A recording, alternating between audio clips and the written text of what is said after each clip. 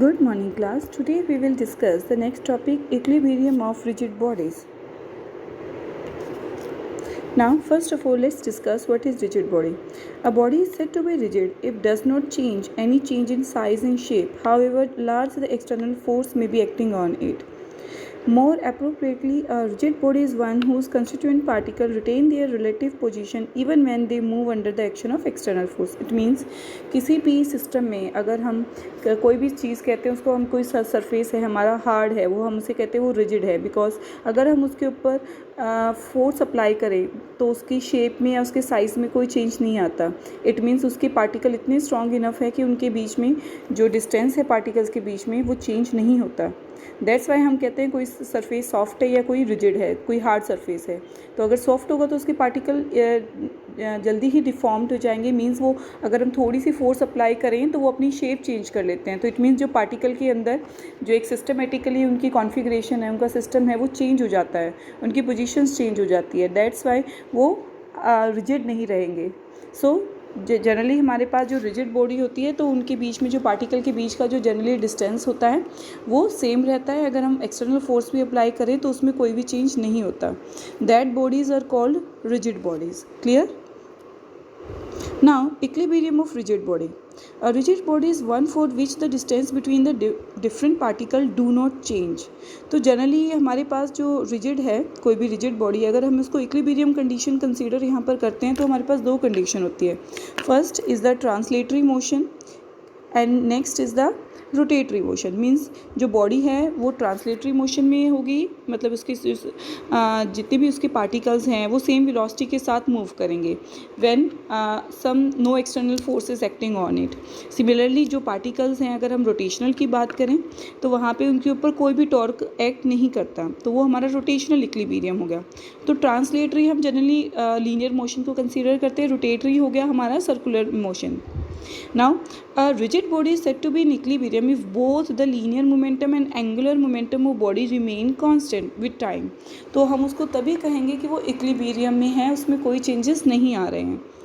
Now, तो यहाँ पे सबसे पहले हम इसकी फर्स्ट कंडीशन कंसिडर करते हैं. First condition of equilibrium. तो फर्स्ट कंडीशन क्या है? Translational equilibrium. That is the first condition. And according to it, if it remain at rest or moving with a constant velocity in a particular direction, then the condition is said to be the first condition of equilibrium.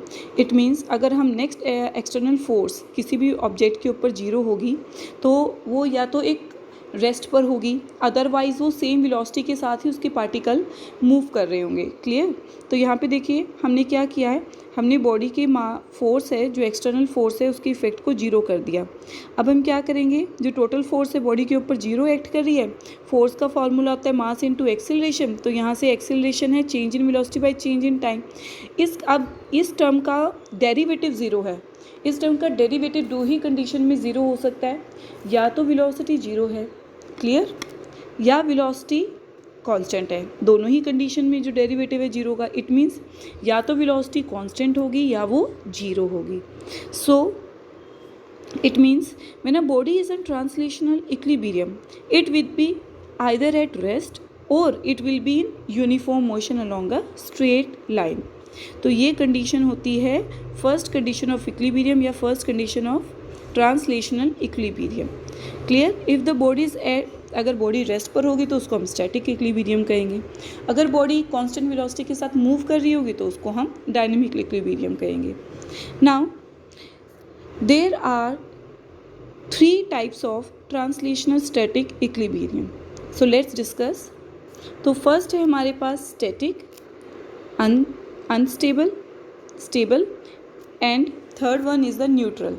तो सबसे पहले है stable equilibrium. Stable equilibrium का मतलब है when a body tries to regain its equilibrium position after being slightly displaced.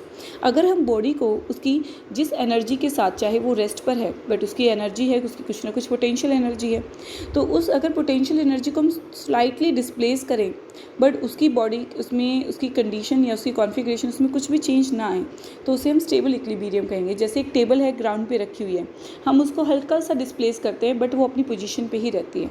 So when a table lying on the ground it is a example of stable equilibrium. Now unstable equilibrium. Unstable क्या होगा? When a body gets disturb further after being slightly displaced and release is said to be unstable. Unstable means when the potential energy of the body in unstable equilibrium tends to increase. Clear? जैसे अगर कोई हमारे पास कोई हमने किसी side में या किसी टेबल की एजिस पे हमने एक बुक रखी हुई है, तो अगर हम उसको स्लाइटली डिस्प्लेस करें तो डेफिनेटली जो बुक है वो अपनी पोजीशन को चेंज करेगी, वो अपनी इक्विलिब्रियम पोजीशन से चेंज हो जाएगी, वो उसी पोजीशन पे नहीं रहेगी. इट मीन्स वो अपनी एनर्जी को चेंज कर रही है. So this is unstable equilibrium. Neutral equilibrium क्या होती है कि जो बॉडी जिस स्टेट में है अगर हम एक्सटर्नल फोर्स भी लगाए तो उसमें चेंजेस नहीं आते. When a body can stay in equilibrium even after being slightly displaced and released, that is called the neutral equilibrium. For example, a ball rolling on a ground is in neutral equilibrium. So these are the condition of stable, unstable and neutral equilibrium. Now next is the second condition. second होती है rotational. जैसे अब translational में तो हमने कहा कि कोई बॉडी है वो कांस्टेंट वेलोसिटी के साथ मूव करेगी या कांस्टेंट एक रेस्ट की, या हम ये कहेंगे कि उसकी वेलोसिटी जीरो होगी. तो सेकंड कंडीशन रोटेशनल में क्या होगा कि वहाँ पे नेट टॉर्क जो एक्ट करेगा वो जीरो होगा. तो हम ये कह सकते हैं वहाँ पे एंगुलर मोशन उसका एक तरह से जीरो होगा.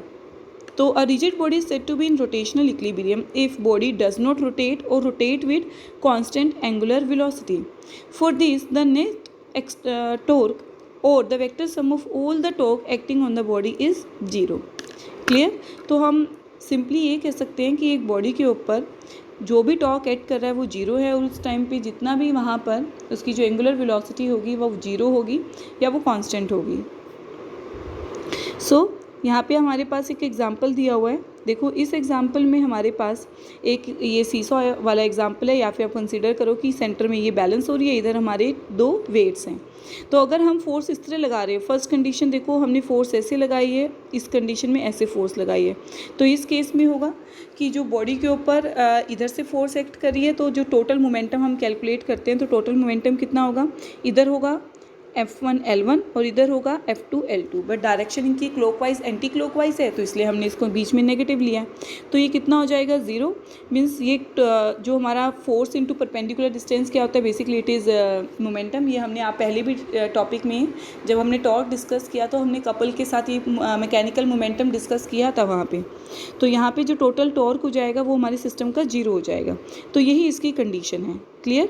तो यहाँ पे हमारे पास दो एग्जाम्पल हैं. देखो इस एग्जाम्पल में जो बॉडी है वो कई बार ऐसा होता है कि कोई बॉडी ट्रांसलेशन में होती है और कई बार क्या होता है वो रोटेशनल में होती है. एग्जाम्पल वही है. इस कंडीशन में देखो फर्स्ट एग्जाम्पल में इधर भी हम फोर्स एक्ट कर रही है, इसमें इस डायरेक्शन में फोर्स एक्ट कर रही है, तो अल्टीमेटली यहाँ पे जो बॉडी है उसमें कोई रोटेशनल मोशन नहीं होगा. मीन्स यहाँ पे ट्रांसलेशनल तो है बट रोटेशनल मोशन नहीं है, क्योंकि जो यहाँ पे नेट इफेक्ट है फोर्स का वो जीरो नहीं है, it is 2F. Clear? But second example में देखो एक फोर्स, एग्जाम्पल सेम है बट हमने फोर्स ही अलग लगाई है. यहाँ पे तो हमने फोर्स सेम रखी बट यहाँ पे हमने बी पॉइंट पे चेंज कर दी है, हमने इसमें अपवर्ड डायरेक्शन में लगाया. तो यहाँ पे ये F और ये F दोनों मिलके अब क्या बना रहे हैं, एक कपल बनाने से इसमें क्या आ जाएगा, रोटेशनल मोशन. तो अब जो हमारा ये है इस केस में जो नेट एक्सटर्नल फोर्स होगी वो जीरो होगी. So rod is in translational equilibrium, मतलब अब ट्रांसलेशनल मोशन नहीं है, यहाँ पे क्या है, रोटेशनल. क्लियर? तो इस तरह से हमारे पास कई बार वो कंडीशंस होती है कि कोई बॉडी ट्रांसलेशनल में होती है और सेम एग्जांपल, या कई बार वो रोटेशनल में हो सकती है. अब नाउ अगर हमें किसी बॉटल के कैप को खोलना है या किसी बॉक्स है, हमें कोई डिब्बा है, हमने उसके ऊपर लिड लगा हुआ है, उस लिड को खोलना है, तो हम क्या करते हैं, हम कपल लगाते हैं. कपल कैसे होता है, एक फोर्स हम अपवर्ड में लगा रहे हैं, एक फोर्स हम डाउनवर्ड, तो उसमें रोटेशनल मोशन आता है जिसकी वजह से वो खुलना शुरू कर देता है. तो यहाँ पर ट्रांसलेशनल इफेक्ट है वो जीरो होगा. ठीक है? जो ट्रांसलेशनल इक्विलिब्रियम है, there is no translational equilibrium. Now